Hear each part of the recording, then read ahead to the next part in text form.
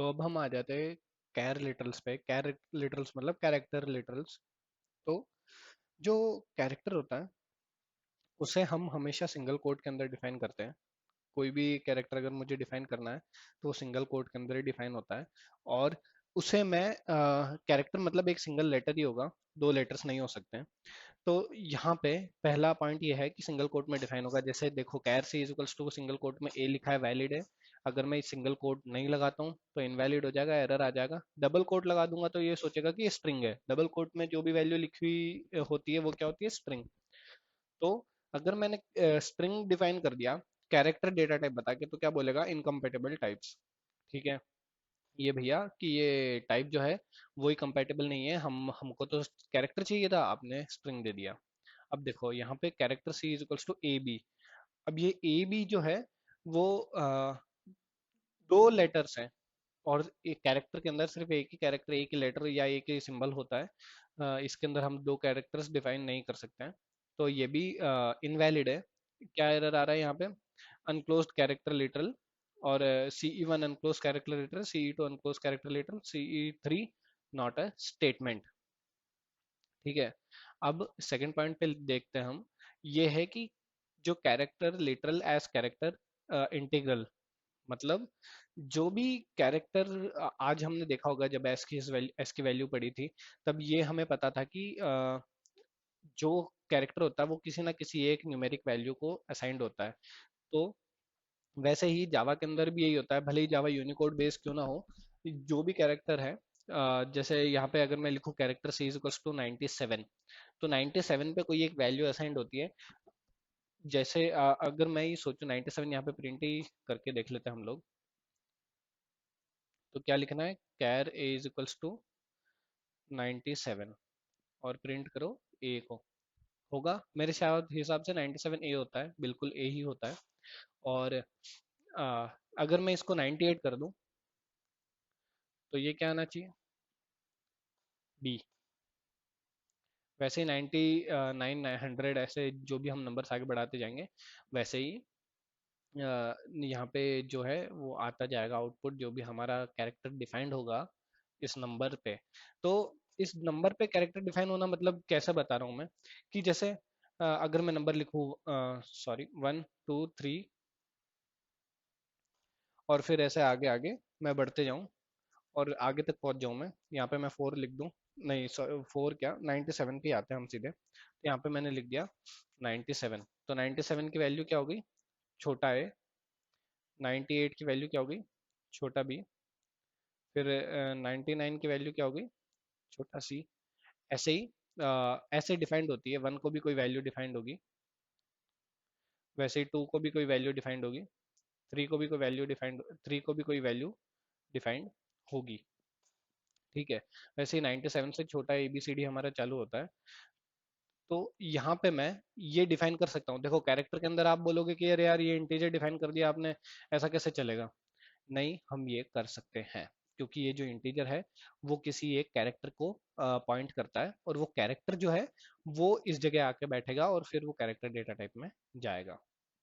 ठीक है, वैसे ही अब यहाँ पे हमने डेसिमल ये नंबर डिफाइन कर दिया। अब आप बोलोगे कि यार यहाँ पे अगर हम नंबर डिफाइन कर रहे हैं तो कोई से भी नंबर सिस्टम का नंबर डिफाइन कर दो। तो आप इसका नंबर डिफाइन कर दो, ऑक्टल का कर दो। हाँ ठीक है, कर दो। ऑक्टल का मैंने नंबर डिफाइन कर दिया 077। Yes, it is valid. क्या आ गया, क्वेश्चन मार्क। क्वेश्चन ये वैलिड है, ये क्वेश्चन मार्क का मतलब ये होता है कि अभी ये वैल्यू असाइन नहीं है। हम है ना ऐसा कुछ देख लेते हैं जिसकी वैल्यू असाइन होती है, मतलब 0 777। ये कोई एरर नहीं है, ये भी क्वेश्चन मार्क ही आ रहा है। तो मतलब लेकिन ये आप इस चीज से ये समझ लीजिए कि ये वैलिड होता है। ठीक है, ये ऑक्टल के अंदर भी अगर मैं इसको रिप्रेजेंट करता हूँ तो ये वैलिड है। और अगर मैं इसको ऐसा भी हेक्साडेसिमल में भी रिप्रेजेंट करना चाहूँ, यहाँ पे x लिख दूँ, तो फिर भी ये हो जाएगा अपना वैलिड। ठीक है, ये क्वेश्चन मार्क का मतलब वापस से मैं बता देता हूँ, क्वेश्चन मार्क का मतलब एरर नहीं है। क्वेश्चन मार्क का मतलब ये है कि ये कुछ एम्प्टी नंबर्स है जिनको कोई भी कैरेक्टर असाइन नहीं है। आप अपने हिसाब से कोई कैरेक्टर असाइन कर सकते हैं इन नंबर्स पे, और फिर उसके बाद में जब आप कैरेक्टर असाइन कर लेंगे तब उनका आउटपुट यहाँ पे आ जाएगा। ठीक है। अब देखो यहाँ पे मैंने हेक्साडेसिमल में डिफाइन कर दिया, ऑक्टल में डिफाइन कर दिया, डेसिमल में डिफाइन कर दिया। Character C is equals to ये 65535 भी लिख दिया, ये भी वैलिड है। लेकिन इसका कुछ रेंज भी होता है कैरेक्टर का। मैंने बताया कैरेक्टर 2 बाइट का होता है, 2 बाइट का रेंज कितना होता है? 65,535। तो अगर मैं लिखूं 65,535, तो यहाँ पे भी शायद क्वेश्चन मार्क होना चाहिए। यस, क्वेश्चन मार्क के लास्ट नंबर असाइन नहीं होता है। तो लेकिन अगर मैं इसको 9 कर दूं, सॉरी 9 कर दूं, तो क्या ये चलेगा? नहीं, एरर आ गया। तो ये एरर क्यों आया है? क्योंकि मैंने ये जो नंबर है वो कैरेक्टर की रेंज से बड़ा डिफाइन कर दिया। अगर मैं कैरेक्टर की रेंज से बड़ा नंबर डिफाइन कर दूंगा तो वो क्या बोलेगा कि ये नंबर पे कोई पॉइंटर तो है ही नहीं, ये नंबर पे कोई कैरेक्टर पॉइंटेड है ही नहीं। तो ये नंबर वो समझ लेगा इंटीजर है। इंटीजर नंबर दे दिया आपने, और इंटीजर नंबर को आप कैर के अंदर डालने की कोशिश कर रहे हो, जो कि सही नहीं है। तो क्या एरर आना चाहिए हमारे पास में? Possible loss of precision found in required char. Yes, possible loss of precision क्यों आएगा अपने पास में? क्योंकि हम 4 बाइट से 2 बाइट के अंदर जा रहे हैं। ठीक है। अब आप बोलोगे कि मतलब यूनिकोड, जैसे कि कैरेक्टर जो है वो यूनिकोड बेस्ड है हमारा, लेकिन एस की बेस नहीं है। तो हम यूनिकोड बेस पे भी हम इसको असाइन कर सकते हैं वैल्यू। जैसे यूनिकोड में ऐसे वैल्यूज असाइंड होती है /u, और बाकी के जो नंबर्स है वो हम चेंज कर सकते हैं। तो /u 0061 हम डाल के देखते हैं यहाँ पे। तो चलो ये भी देख लेंगे। हमने डाला /u 0061। ठीक है। ये हमने, ये डबल कोट्स आ रहे हैं यहाँ पे। ठीक है, रन किया, आ गया A0061 यूनिकोड पे। क्या किसको पॉइंट करता है? ए को पॉइंट करता है। ठीक है, ये आपको समझ में आया? मतलब मैं कैरेक्टर के अंदर यहाँ पे कोई भी नंबर डाल सकता हूँ जो कि कैरेक्टर की रेंज में होना चाहिए, और वो क्या करेगा? वो यहाँ पे पॉइंट करेगा किसको? उस कैरेक्टर को जो कि उस नंबर से असाइंड है। लेकिन अब आप बोल रहे हो नंबर, में नंबर क्यों बोल रहा हूँ हमेशा? क्योंकि नंबर किसी भी नंबर सिस्टम का हो सकता है। आप भले ही ऑक्टल का डालो, हेक्साडेसिमल का डालो, किसी का भी डालो। ठीक है। अब हम आते हैं फोर्थ पॉइंट पे, जो है कि है एस्केप सीक्वेंस। अब कैरेक्टर्स में कुछ एस्केप सीक्वेंस भी होते हैं। मतलब /n का मतलब क्या होता है? न्यू लाइन होता है। /t का क्या होता है? एक टैब की स्पेस हमें खाली मिल जाती है। और /m, सॉरी हाँ शायद /t का मतलब टैब की स्पेस ही खाली मिलती है, और /m का मतलब होता है कुछ भी नहीं। /m का कोई मतलब नहीं होता है गाइस। तो अगर मैं character C is equal to /n लिखूंगा, वैलिड है, क्योंकि ये कैरेक्टर है। इस कैरेक्टर का नाम क्या है? यहाँ पे आप बोलोगे कि तो फिर तो यहाँ पे तो आपने 2 लेटर एंटर कर दिए, एक तो स्लैश और एक एन। लेकिन नहीं, ये 2 कैरेक्टर, ये 2 लेटर नहीं है। ये दोनों मिला के एक ही लेटर है, और इन दोनों को मिला के एक, इस एक का होना क्या होता है? एक चीज बताता है। जैसे कि अगर हम /n लिखेंगे तो इसने क्या बताया कि यहाँ पे न्यू लाइन में जा रहे हैं। और वैसे ही हम /t लिखेंगे तो यहाँ पे क्या बताएगा कि यहाँ पे एक टैब की स्पेस हमें फ्री चाहिए। ठीक है। वैसे /m कोई एस्केप सीक्वेंस नहीं होता है। तो आप ऐसे कैरेक्टर को किसी भी एस्केप सीक्वेंस में भी असाइन कर सकते हैं। तो ये एस्केप सीक्वेंस की जो लिस्ट है, ये एस्केप सीक्वेंसेस होते हैं जावा के अंदर। ये आप असाइन कर सकते हैं। इनके अलावा आप कुछ असाइन नहीं कर सकते हैं। चलो अब स्पेशल नोट की तरफ बढ़ते हैं। तो स्पेशल नोट ही कुछ नहीं है, ये अंडरस्कोर वाली बात है। तो जावा 1.7 के बाद में अंडरस्कोर्स हम यूज कर सकते हैं। डिजिट्स के, किसी भी न्यूमेरिक डिजिट्स के बीच के अंदर हम अंडरस्कोर यूज कर सकते हैं। लेकिन इनके कुछ रूल होते हैं कि बिगिनिंग ऑफ द नंबर और एंड ऑफ द नंबर पे आप अंडरस्कोर यूज नहीं कर सकते। अगर आप ये एग्जांपल देखो यहाँ पे, अगर आप ये बोलो कि मैं बिगिनिंग ऑफ द नंबर पे अंडरस्कोर यूज करूंगा, तो ये इनवैलिड हो जाएगा, एरर आ जाएगा। ये बोलेगा ऐसा कोई नंबर नहीं होता है। अगर आप एंड में यूज करोगे तो भी बोलेगा कि ऐसा कोई नंबर नहीं होता, ये इनवैलिड है। आप नंबर्स के बीच में यूज कर सकते हो, और आ, आप डेसिमल पॉइंट के आगे या पीछे यूज नहीं कर सकते हो। ठीक है। Adjacent to a decimal point in a floating point literal नहीं यूज कर सकता।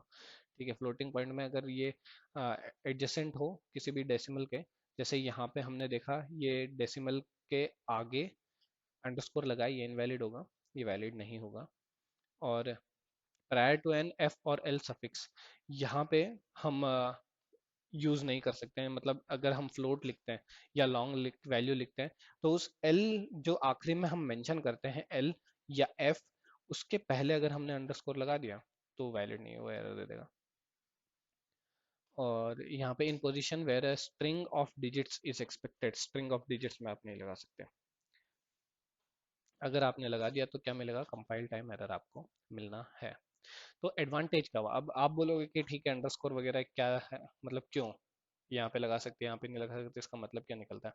तो अंडरस्कोर का, अंडरस्कोर जो रहता है प्रोग्राम की रीडेबिलिटी बढ़ाता है। अगर मैं आज ऐसे बोलूँ, जैसे मैं यहाँ पे लिख रहा हूँ, अगर मैं यहाँ पे लिखूँ हाय हेलो, यहाँ पे मैंने हाय हेलो जो है वो फर्स्ट वाला जो एच है वो कैपिटल कर दिया है, लेकिन अगर मैं ऐसे लिखूँ हाय हेलो, तो ये काफी एक ही लाइन हो गई। ठीक है, मतलब एक ही मिक्सअप हो गया सारा, समझ में नहीं आ रहा।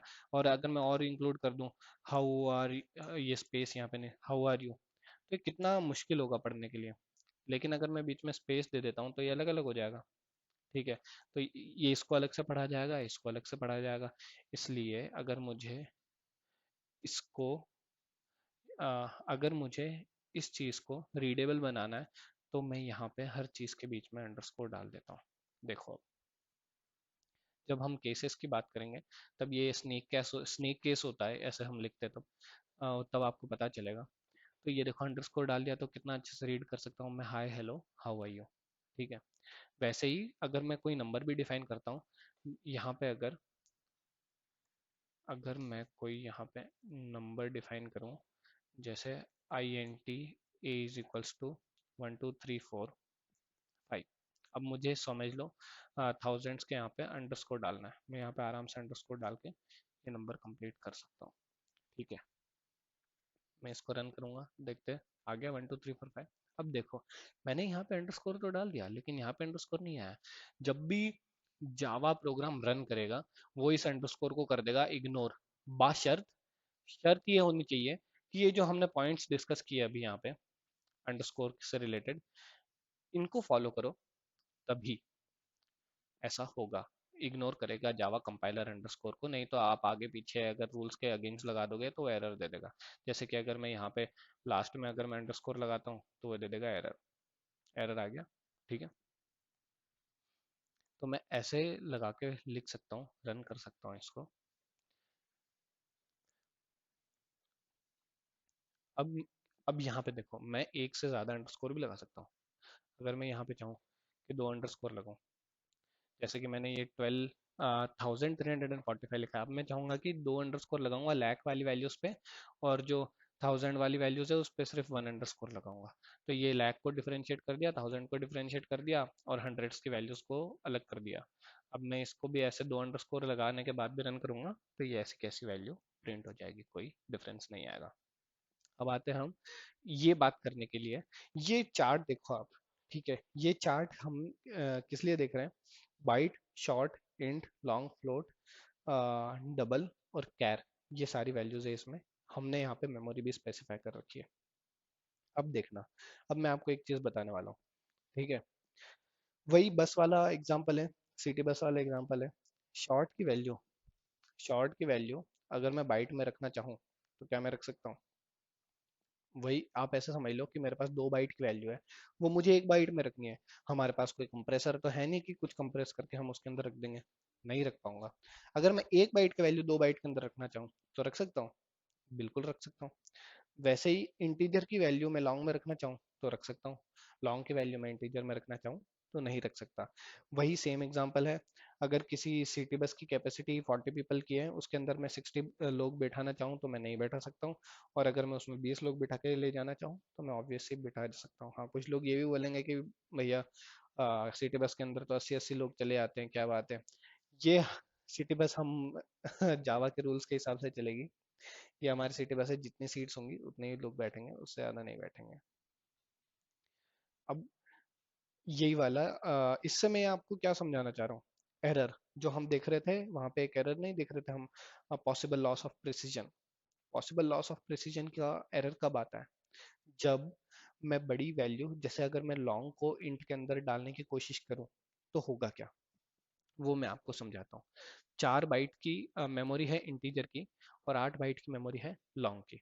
यहाँ पे मैं आपको समझाता हूँ।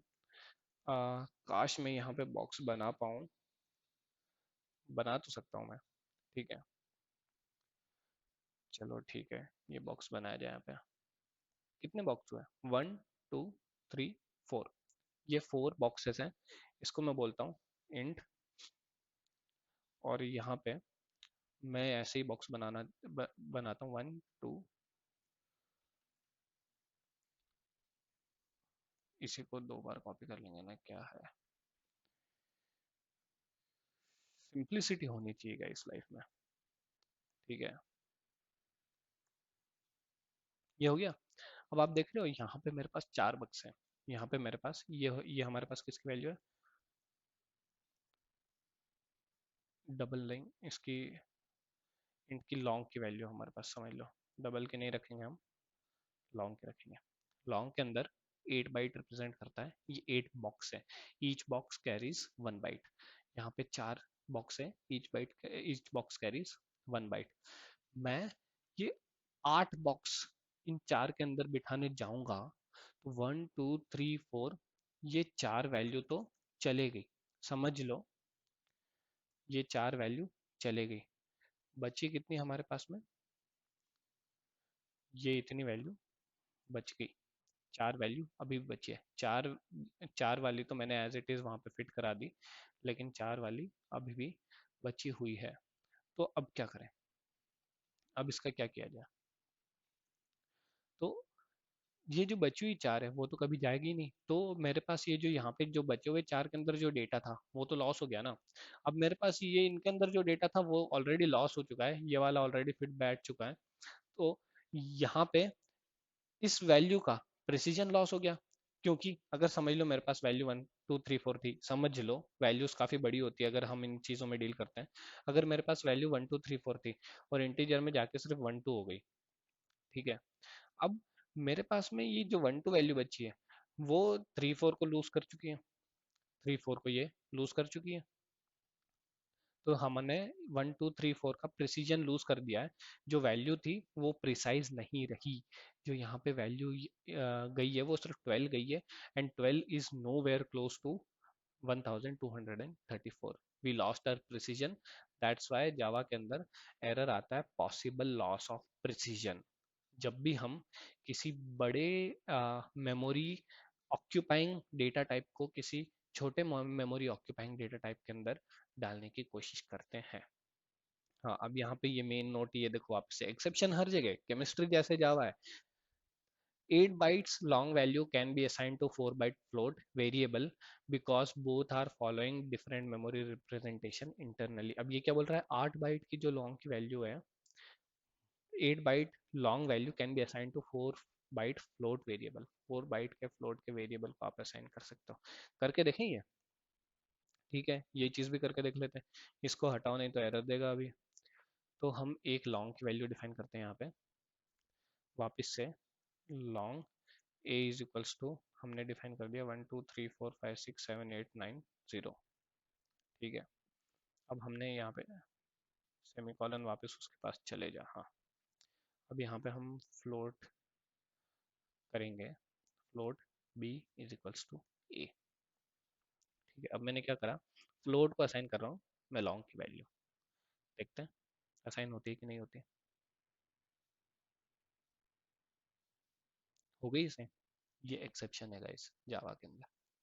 ठीक है, मैं जो पॉसिबल लॉस ऑफ प्रिसीजन बोल रहा था वो यहाँ पे नहीं होगा, दिस इज एन एक्सेप्शन।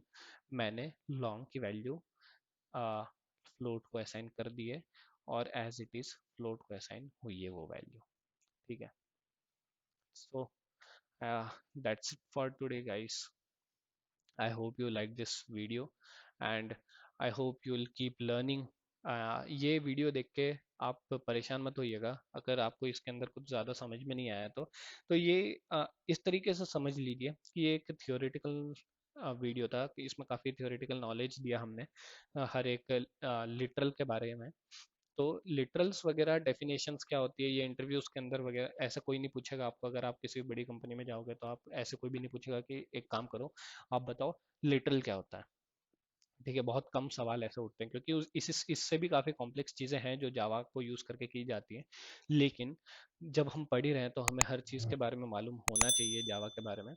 और ये एमसीक्यूज में काफ़ी पूछा जाता है। कॉलेज के एग्ज़ाम के एमसीक्यूज में इससे क्वेश्चन उठ के आ जाते हैं। और और अगर कॉम्पिटिटिव एग्जाम्स में आप जाओ गेट वगैरह में भी इससे क्वेश्चन उठ के आ जाते हैं। इसलिए हमने ये टॉपिक कवर किया है। तो hope so you enjoyed this video. Keep coding with Coded Junction. Be happy, code happy, and have a nice day, guys. See you in our next video.